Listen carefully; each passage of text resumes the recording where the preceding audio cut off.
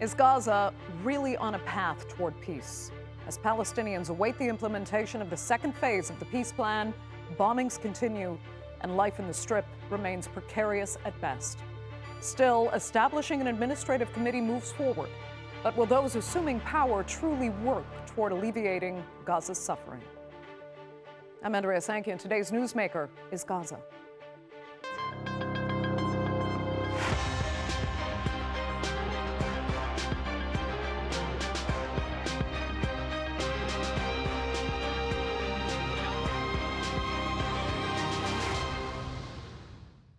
Well, the onslaughts may have stopped, but attacks continue on the Gaza Strip, alongside deplorable living conditions claiming more Palestinian lives. In spite of multiple violations of the Gaza ceasefire, which have killed more than 100 children alone, the negotiating parties are now entering phase two, building a board of technocrats to take the reins from Hamas. The preliminary list includes several people associated with the controversial Gaza Humanitarian Fund, as well as former members of the Palestinian Authority. So can people who failed Gazans before really serve their interests now? Here's a look.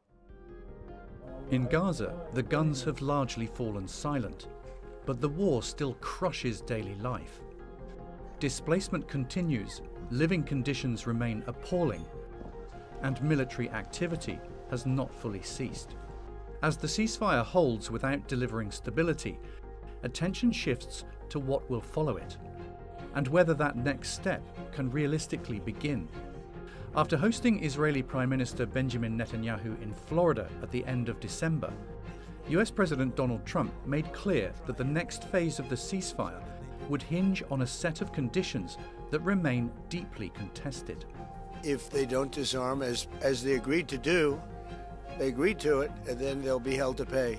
That warning comes as some mediators argue the second phase is already within reach.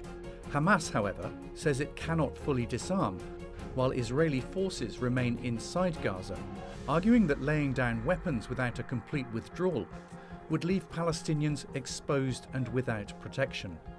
Despite the lack of agreement on core conditions, preparations for the second phase are moving ahead. Washington is backing plans for a Palestinian technocratic committee to assume civil administration in Gaza, led by Ali Shaath, former Palestinian Deputy Minister for Planning, born in Khan Yunis. Oversight would come from an international structure involving Nikolai Mladenov, a former Bulgarian defense minister and UN Middle East envoy. But funding remains uncertain, security arrangements unresolved, and Israeli restrictions still in place, raising questions over how much authority any new governing body could exercise in practice.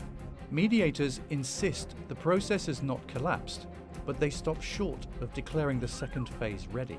There are still many obstacles, as we have said before, many of which have been resolved, but there is still more discussion to be had to fully reach the second stage.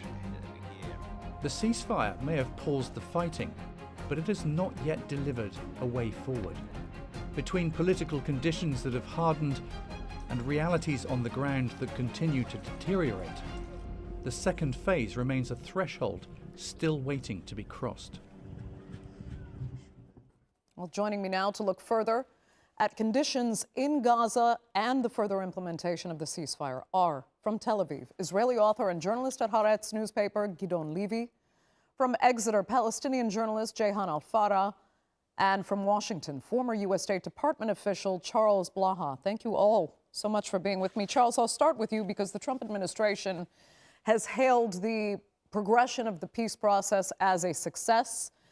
So to what extent do you think it's really working, and whom does it actually serve? Well, it's worked pretty well for Israel. Israel has already achieved its main objective, which was to get the hostages back. And Israel is currently occupying more than half of Gaza. So it's working pretty well for Israel. For the Palestinians, not well.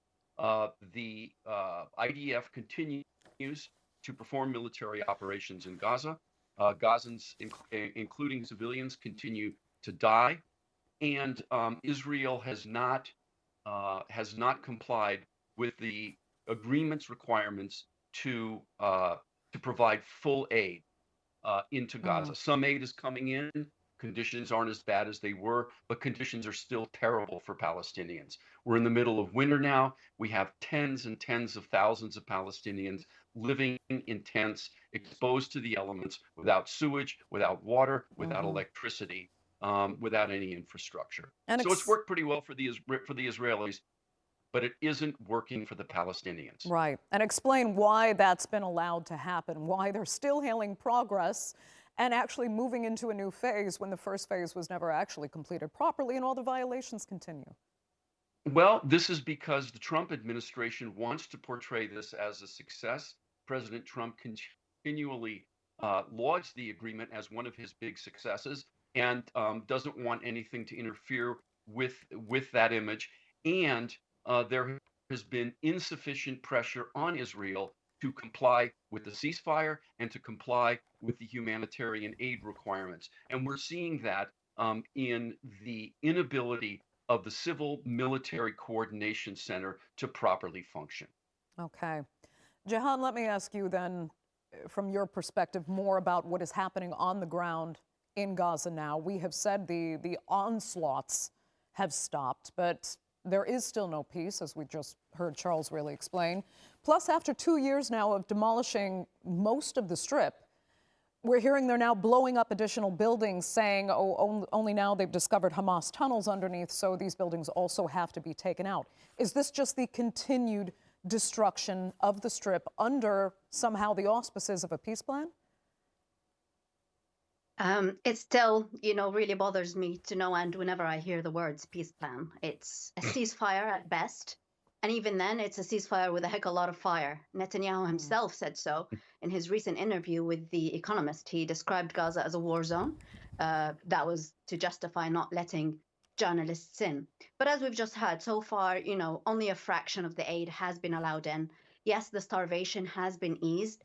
But if anything, the humanitarian footprint has been effectively shrunk in Gaza with this effective ban, basically on 37 vital international NGOs, including Save the Children, including Doctors Without Borders. This risks the collapse of critical services and healthcare ever shrinking in Gaza, food distribution, shelter support. The killing has also certainly not stopped. The death toll is in the hundreds, including over 100 children killed. And as you said, the demolition continues. Israel continues to occupy more than half of Gaza effectively, and that includes the majority of the agricultural area that is vital for Palestinians that are trapped in Gaza at the moment. Israel, I would say, as the previous guest just said, is the only party that benefited from this. And they certainly are not in any rush to move forward to a genuine,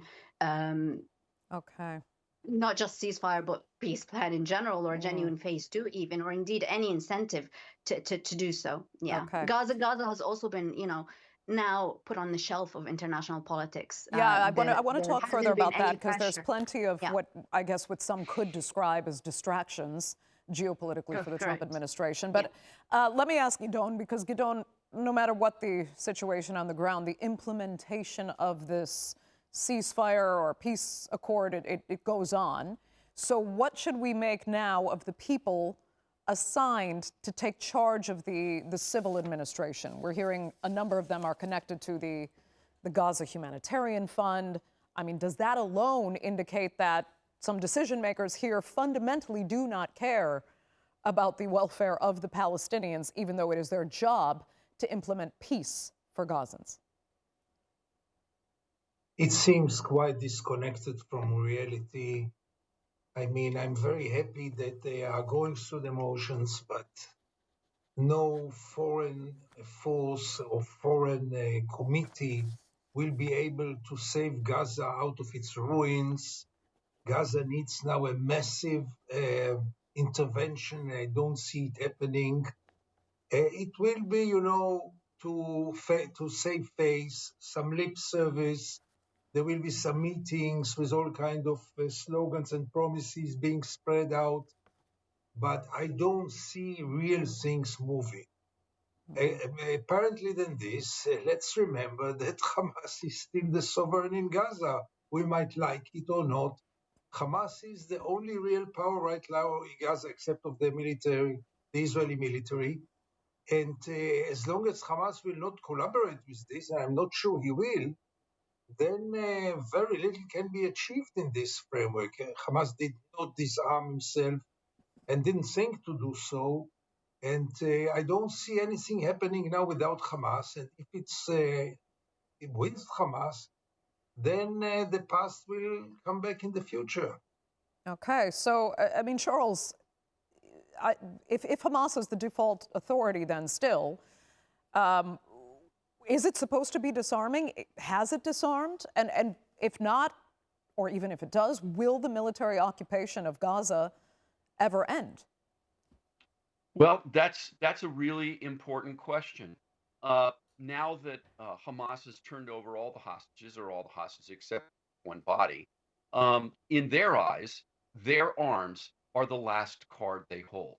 And so they will be very, very reluctant to give that up unless there is significant progress on other aspects of the agreement that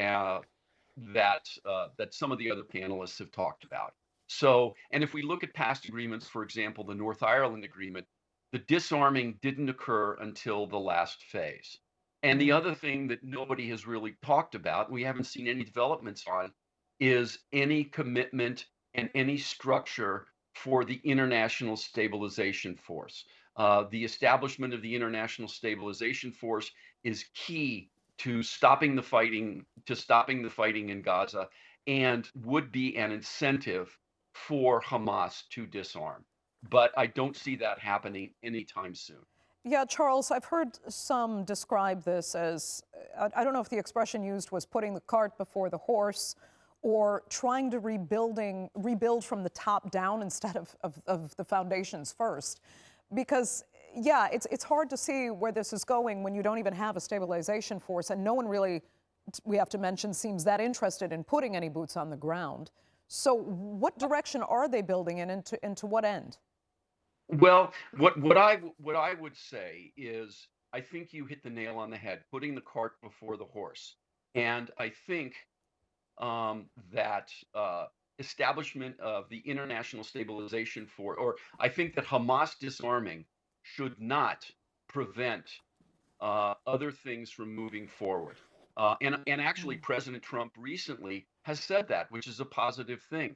So some of these other things, in particular, humanitarian aid and reconstruction, water, sewage, bakeries, hospitals, if all that gets put in place, again, the incentives for Hamas to cooperate, the incentives for Hamas to disarm will rise.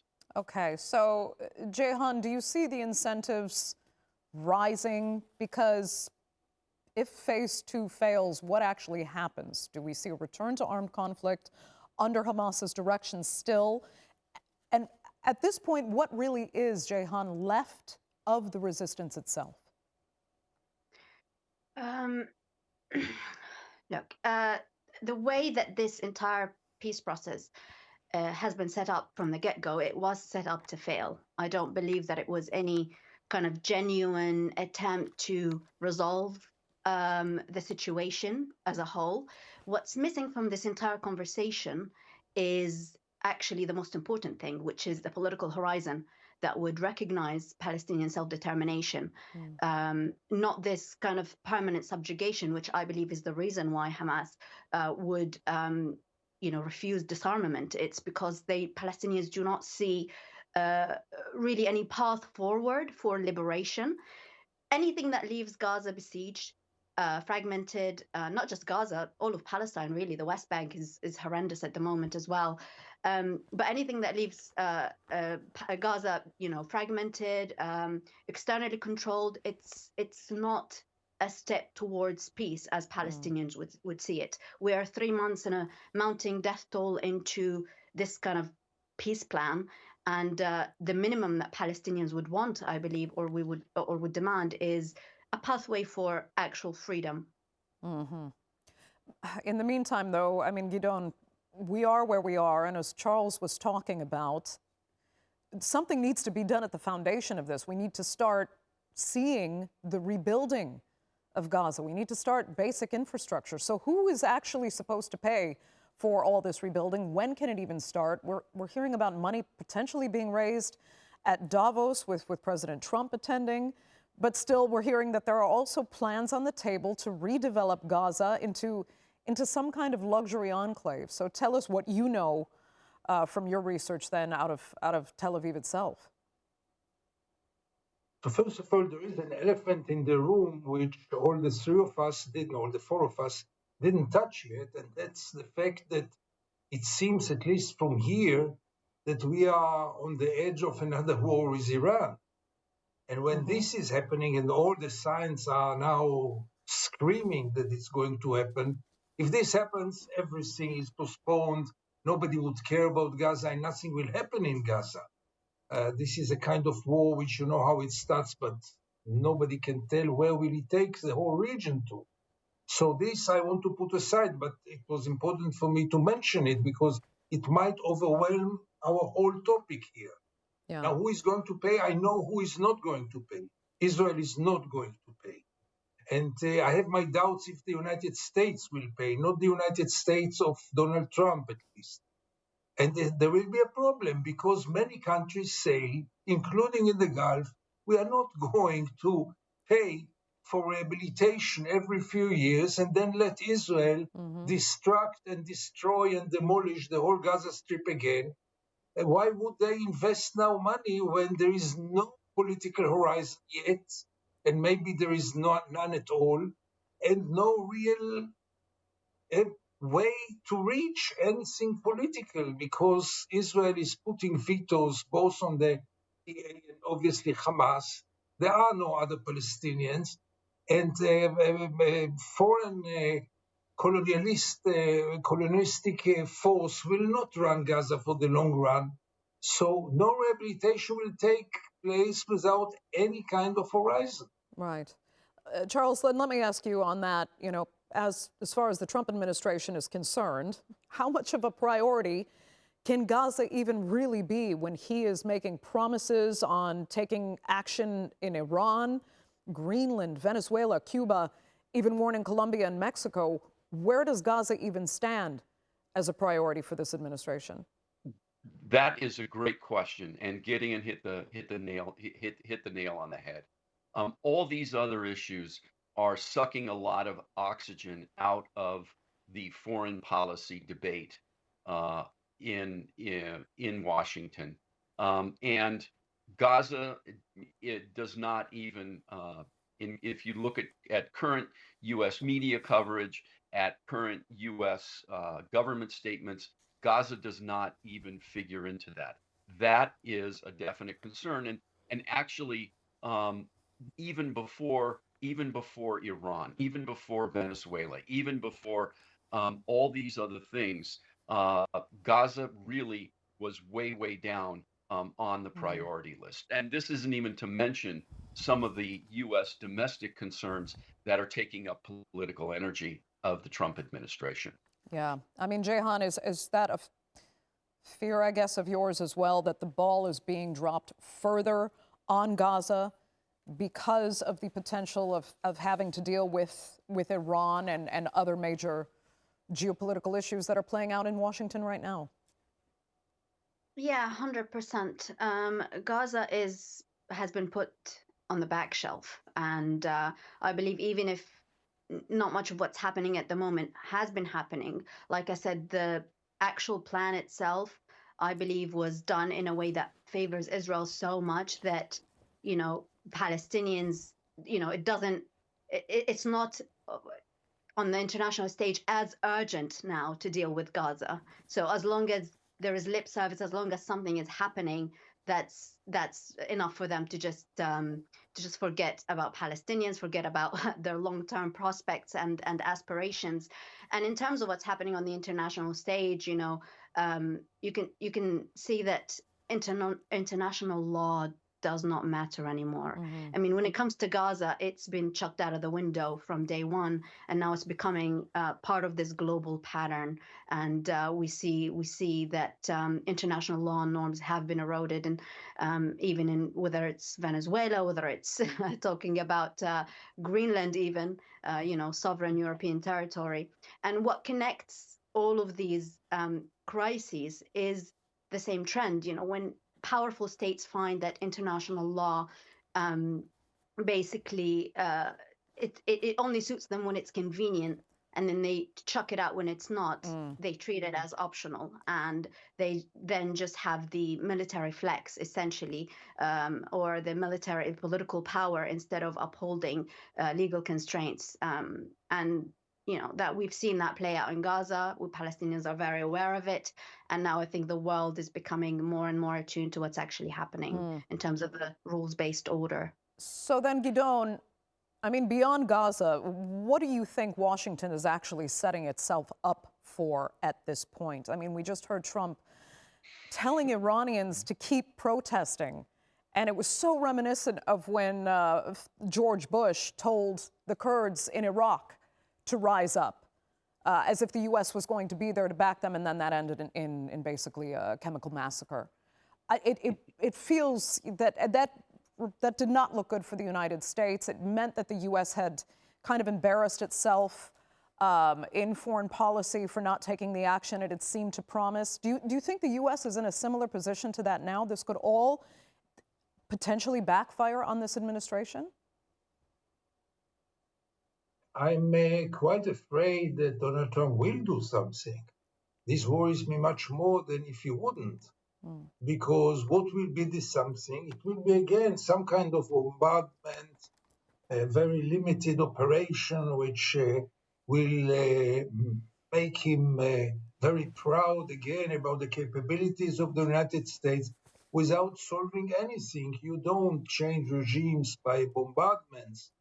And I think that it's about the Iranian to change the regime. But it seems, you see that the atmosphere is very, very, very explosive right now. You hear about evacuating citizens, evacuating soldiers from American bases. I think something is being planned behind the scenes, and I'm very afraid it's very soon. He will do something. The question is what. And again, look backwards at what Donald Trump did in the last year, and you'll see it's always things for the short run. Nothing is for the long run. Okay, he released the hostages. That's a short run process. Building Gaza, that's a long run process. And that's not for him. He has no patience for this and no interest. Okay. Charles, I can't discern if you agree or disagree there. Go ahead. I totally agree. And if you look at the recent things that President Trump has done, these have been one-off operations. A one-off operation of bombing in Nigeria, a one-off operation of bombing in Syria, a one-off 12-day war in Iran. These are the, one-off bombings of boats in the Caribbean and in the Pacific. And these are the kinds of short-term things that provide a headline, but no real solution. And the solution, as Gidon has pointed out, the solutions to Gaza are long-term. They're rebuilding. And this kind of stuff does not seem to be what the president is willing to put his political energy into.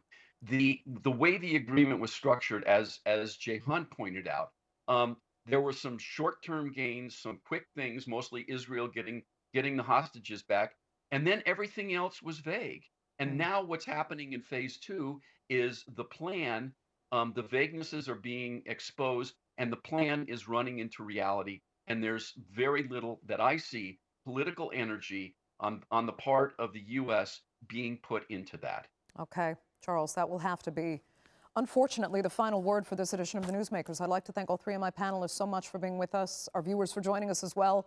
Remember, you can follow us on social media, and do be sure to subscribe to our YouTube channel. I'm Andrea Sankey. We'll see you next time.